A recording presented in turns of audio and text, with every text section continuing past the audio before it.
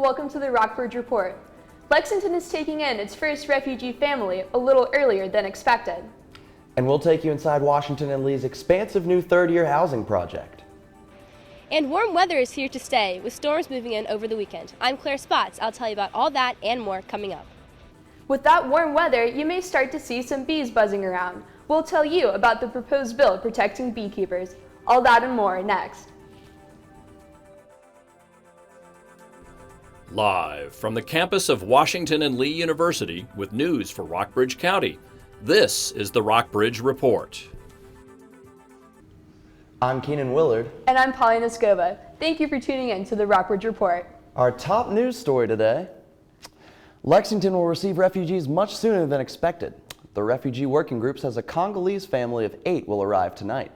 The Interfaith Coalition did not anticipate refugees relocating to the community until later this spring. The early arrival kept both the working group and local government officials busy this week. They're responsible for finding housing and other resources for the newcomers. The Refugee Working Group will hold an informational public meeting at Lilburn Downing Middle School on March 15th. A Buena Vista Street is getting some new safety features.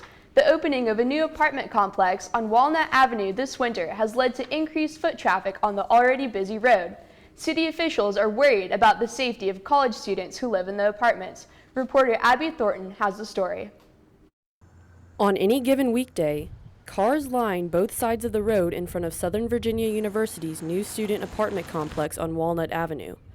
But the school's director of public safety, Hugh Buchel, says that this is a safety hazard for both drivers and pedestrians. The problem is the fact that with cars parked on both sides, there's not enough room for people to pass each other.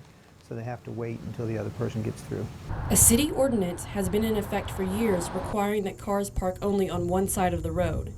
But the signs that enforce this law were torn down last year with the housing construction, and many of the street's residents are concerned about the safety of students walking to and from campus. With the increased traffic and also parking, there's potential safety issues and hazards. Some citizens think that students may be part of the problem. We've gotten complaints about in today's modern technology, the students are doing everything except for looking where they're going to walk. So they're either looking down at their phone or tablets. Some of them have headphones on. But the city has plans to make the intersection safer. City Council has decided to turn the intersection into a 4-way stop, complete with pedestrian crosswalks.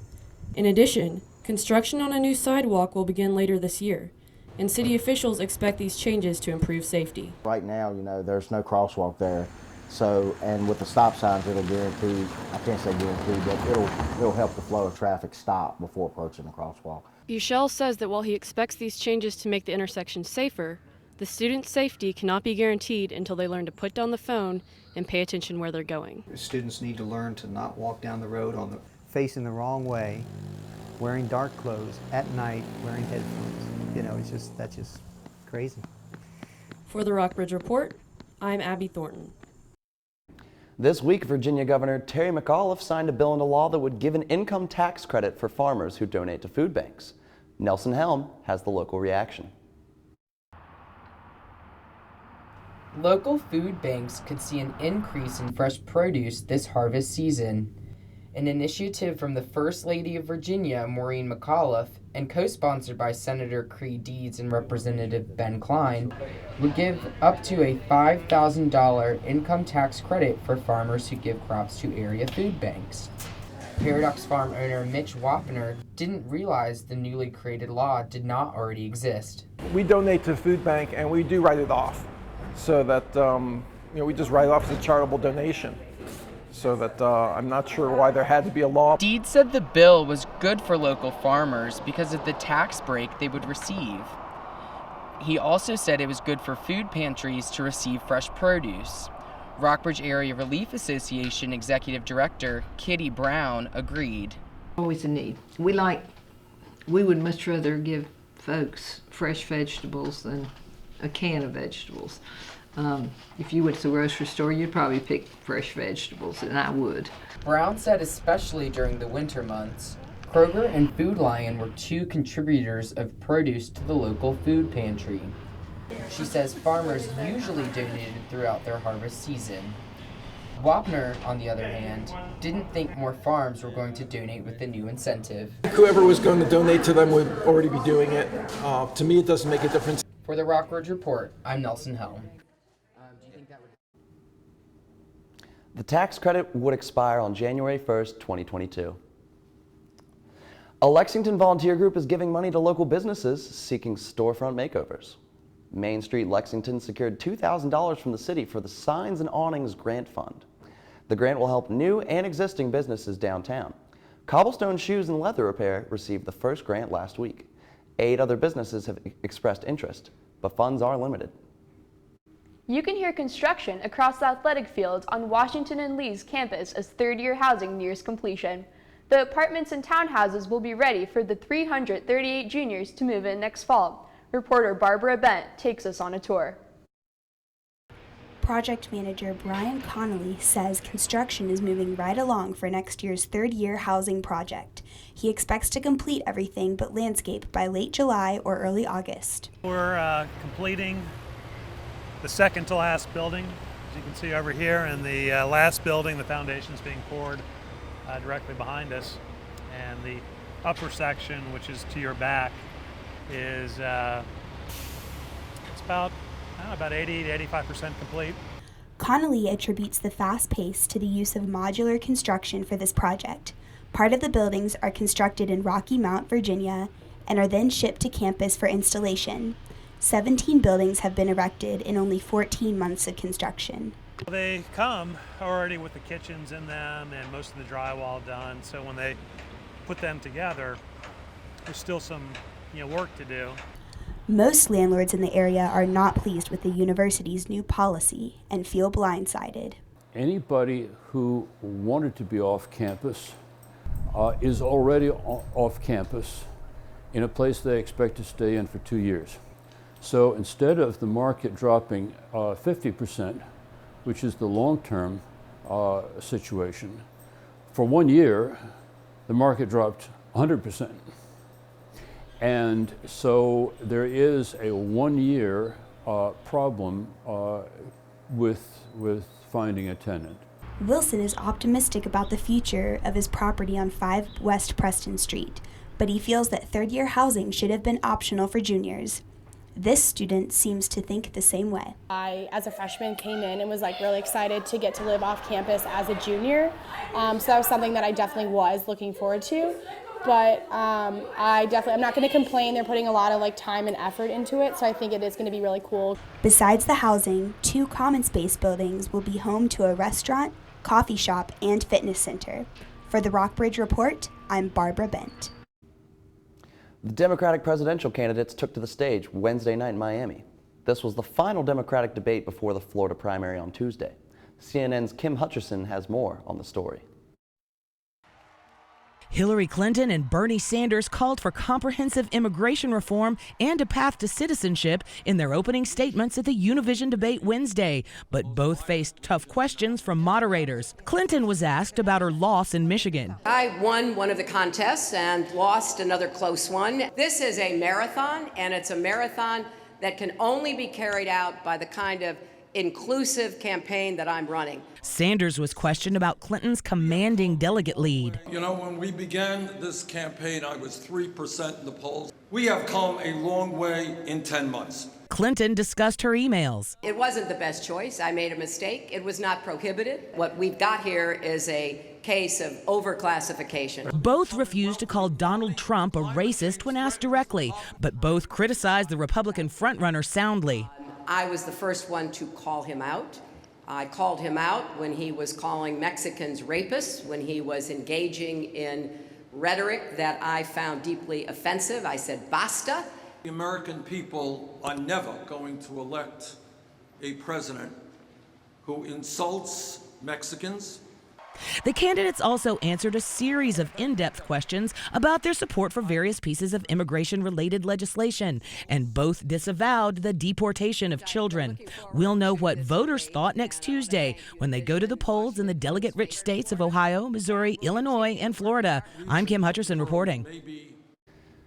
The next round of primaries occur on March 15th. Republican lawmakers approved promoting Court of Appeals Judge Stephen McAuliffe to the Virginia Supreme Court today. McAuliffe defeated Governor Terry McAuliffe in a lengthy political battle. McAuliffe worked in the Virginia Attorney General's office for more than 10 years before he was elected to the Court of Appeals in 2011. McAuliffe initially appointed Jane Roosh to fill the vacancy last summer, but Republicans said the governor didn't consult with them beforehand. When we come back, And I'll have your 5-day forecast coming up. And later, we'll tell you why Goshen's mayor abruptly resigned and who will take his place. Stay tuned. Jimmy can't sing, and Tommy can't dance, so we're gonna put some ants in their pants. Aww. Kids will spend 22 minutes watching us, the super duper party troopers, sing about ants in their pants. Isn't that funny? Ants in their pants, they've got ants in their pants, they've got ants in their pants. Brushing for 2 minutes now can save your child from severe tooth pain later. 2 minutes, twice a day. They have the time.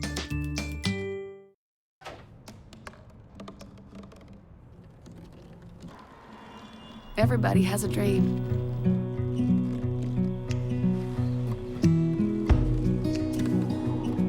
Mine was to see the ocean.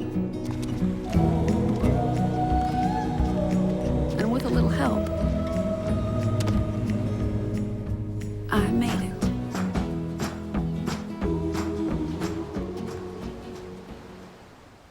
So, I'm kind of new here, but I've noticed a trend.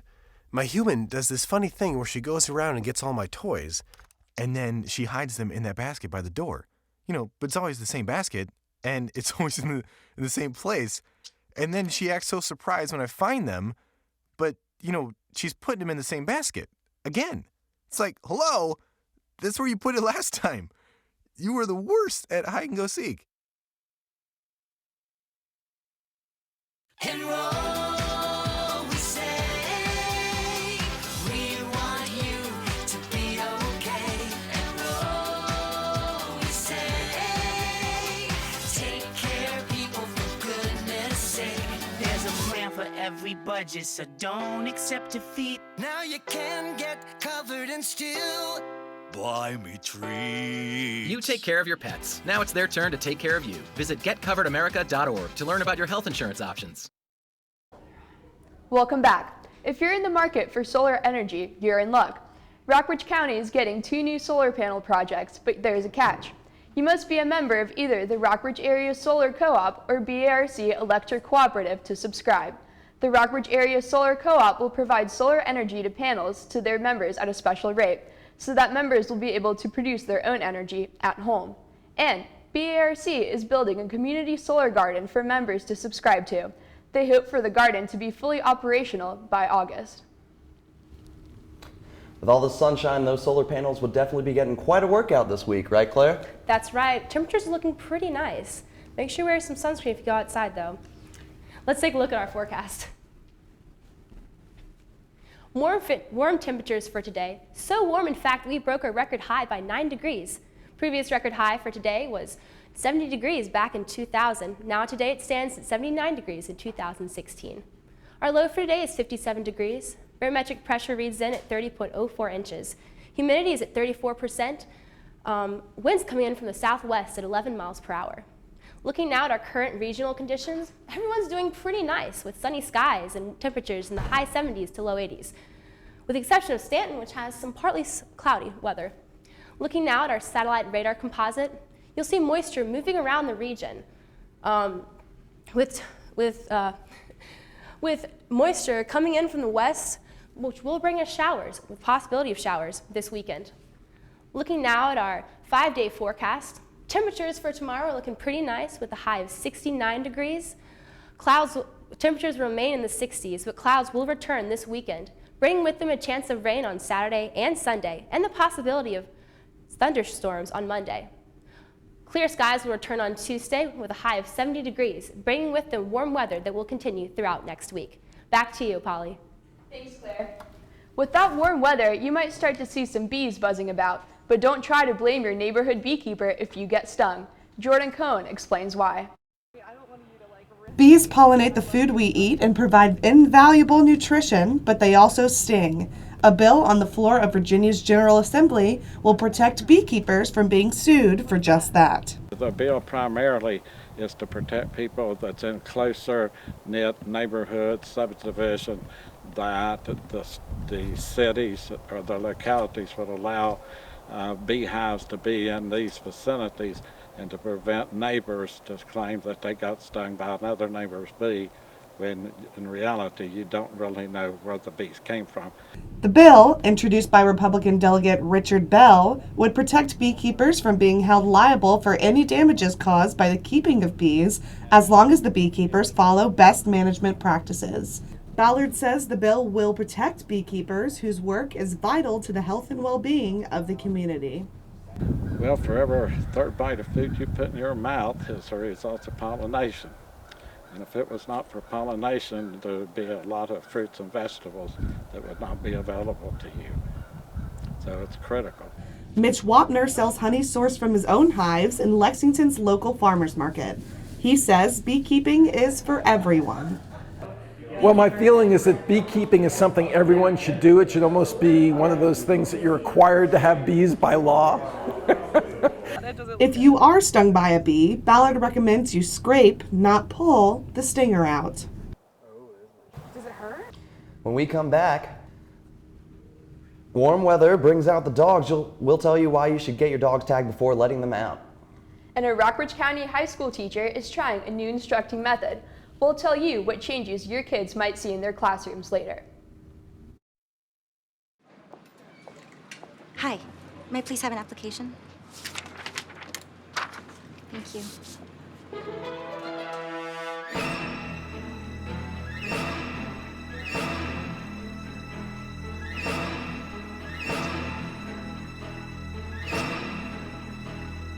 Skip the drama.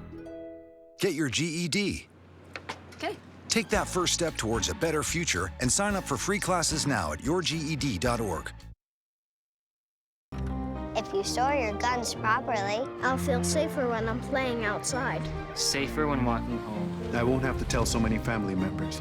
I'm sorry. I won't hear as many scary stories. And I won't have to tell my kids. This isn't a drill. Please. Please, do it for us. Your family, friends, and neighbors are all counting on you. Never let your gun get into the wrong hands. Remember, always, lock it up. Visit ncpc.org.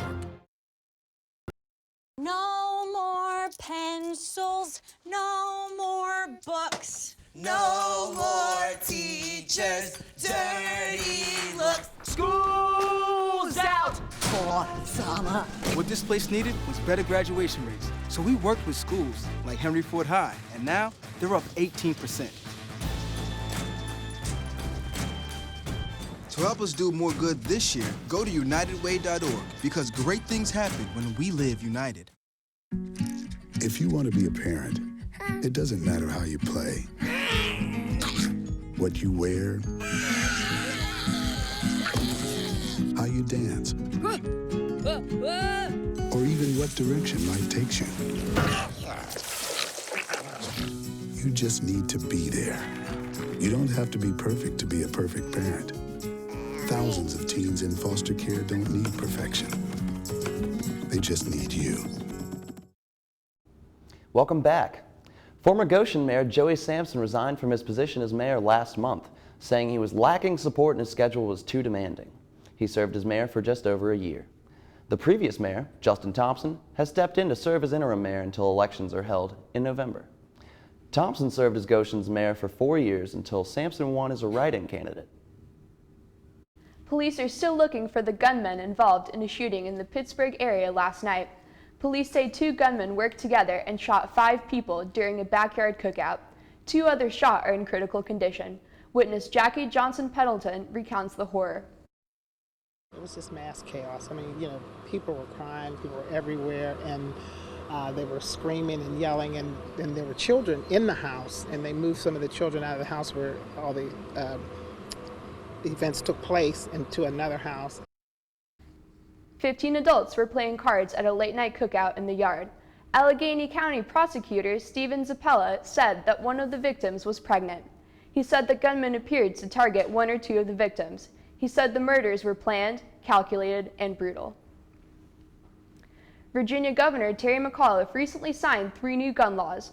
One prevents people who have a protective order filed against them from buying or owning guns. The second allows people with concealed carry permits from other states to conceal carry in Virginia.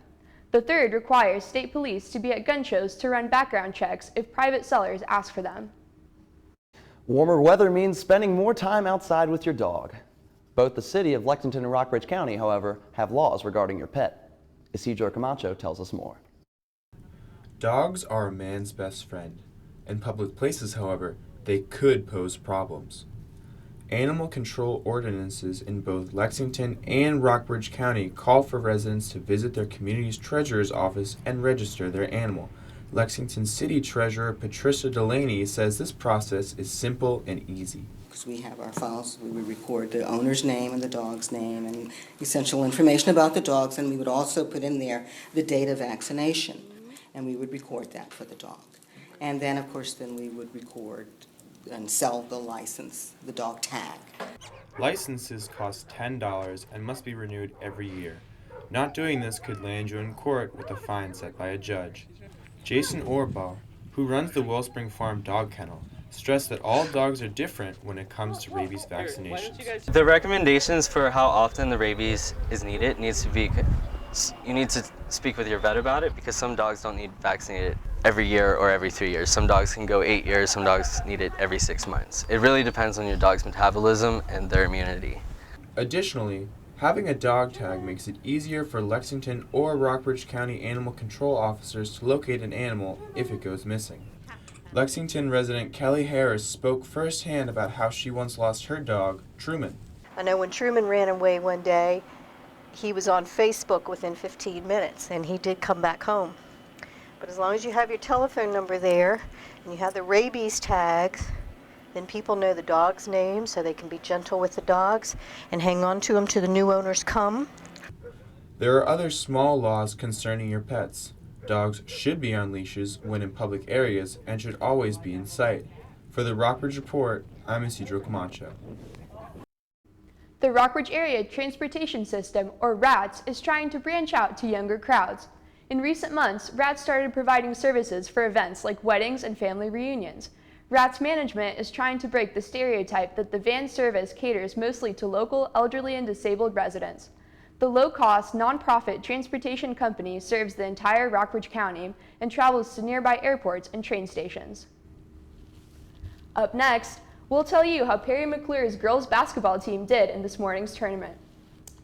And after the show, stay tuned for our exclusive interview with Lexington Mayor Mimi Elrod.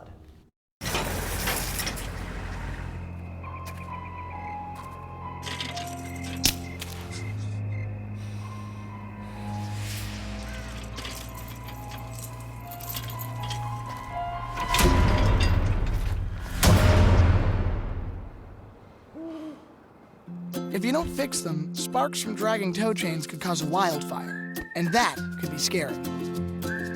Hi, Smokey. Only you can prevent wildfires.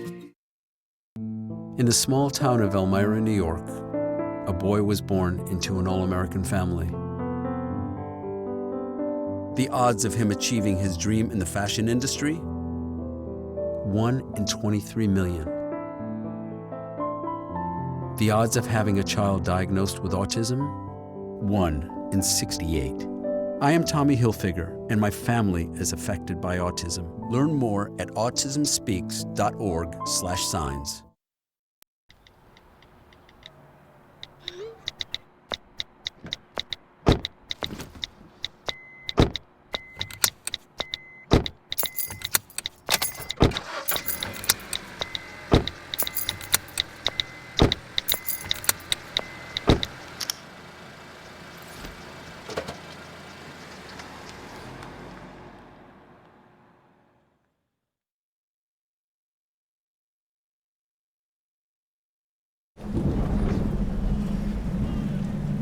He's on his way. He doesn't even know that we're here. Is he okay? Please tell me he's okay. Laura. Okay, try to call him again. There's no signal. Try. Nothing's working. Well, just Everything's down. This is so so bad. I just he's out there by himself. Make sure you know where to find your family in an emergency. Start your plan at ready.gov. We've got some championship action this week here in sports. Here's Ashley Faulkner. Thanks, Keenan. Perry McClure's girls basketball team played this morning in the semifinals of the VHSL State Championship. The Fighting Blues fell behind early and lost to the undefeated Northwood, 49-33. The team finished its season with a record of 23-5. In college basketball, the ACC men's basketball tournament is in action in Washington, D.C. UVA plays tonight at 7 against Georgia Tech. Virginia Tech plays in the nightcap when it takes on Miami at 9 o'clock. Not every sponsor is dropping tennis star Maria Sharapova. The tennis racket company, Head, says it intends to extend its contract with the world's highest paid female athlete. Sharapova lost several major deals after she admitted to failing a drug test earlier this year at the Australian Open. She said she did not realize the drug she was taking, meldonium, was declared a banned substance on January 1st. The CEO of Head said Sharapova made an honest mistake and deserves the benefit of the doubt. Sharapova has been under an exclusive contract with the company for rackets, strings, and grips since 2011. NFL free agency begins Wednesday, and the Super Bowl champion Denver Broncos are now without a starting quarterback. Peyton Manning retired earlier this week, and fellow quarterback Brock Osweiler left for the Houston Texans. Osweiler started in 7 games on the season and threw for 10 touchdown passes. The Broncos went 5-2 in the game, and he started. In local college sports, Washington and Lee's men's lacrosse won 11-6 against Mary Washington on Wednesday. A.J. Witherell scored 5 goals for the Generals. On the women's side, W&L topped Haverford 13-10. Virginia Military Institute's wrestler Neil Richards will compete in the NCAA Division I National Championships at Madison Square Garden on March 17th. Richards is the very first VMI wrestler to qualify for the NCAA tournament since 2011. And finally, Southern Virginia University's men's lacrosse team posted its first ever conference win, defeating Wesley College 13-10 on Wednesday. That's all for sports. Back to you, Keenan and Bali. Thanks, Ashley. A national education trend called flipping the classroom has reached Rockbridge County. Teachers at Rockbridge County High School are throwing out their old methods for a new, innovative one. Reporter Peter Rathmel takes us into the classroom. In a traditional classroom, a teacher lectures during the school day and sends students home with work at night. Rockbridge County High School math teacher Christopher McGrath, however, believes that the old way of teaching is backward. During class time, they're doing calculus, and I just make myself available to anybody who needs help, sort of float around, talk to different groups of students who are working together, check in with them, see how things are going. McGrath started with the idea of flipping the classroom about 4 years ago. Since then, he has created over 350 videos, and his students have really started to buy into the new process. They really like the fact that they can work together with their peers, get all or most of their homework done in class, and only have to watch a video and take notes outside of class. Also known as an inverted classroom, the idea originated about 2 decades ago with Harvard physics professor Eric Mazur. In the past several years, though, more and more secondary teachers have picked up on the trend. A lot of high school, especially STEM teachers, I think you're seeing it a lot in kind of chemistry and physics, math classrooms where students would typically struggle on homework. Sigler, an education professor at Washington and Lee, says the flipped classroom gives students more of an opportunity to interact with their teacher as they apply the concepts they have learned. We've created a generation of students that really kind of like the idea of being able to come in and be passive in classrooms. A flipped classroom requires that students avoid doing just that. Students use class time as a chance to improve on their skills instead of nap time. Anytime that you can have the students coming prepared to be more active learners, I think that's a good model. It is still too early to tell how flipping the classroom will affect these students' grades in the long run. However, both Sigler and McGrath echo that increased student engagement leads to increased student achievement. This is Peter Rathmel, the Rockbridge Report. That's all for the Rockbridge Report, but stay tuned for reporter Nelson Helm's interview with Lexington Mayor Mimi Elrod. Be sure to tune in next Thursday And you can watch us online at rockbridgereport.wlu.edu. Thanks for watching.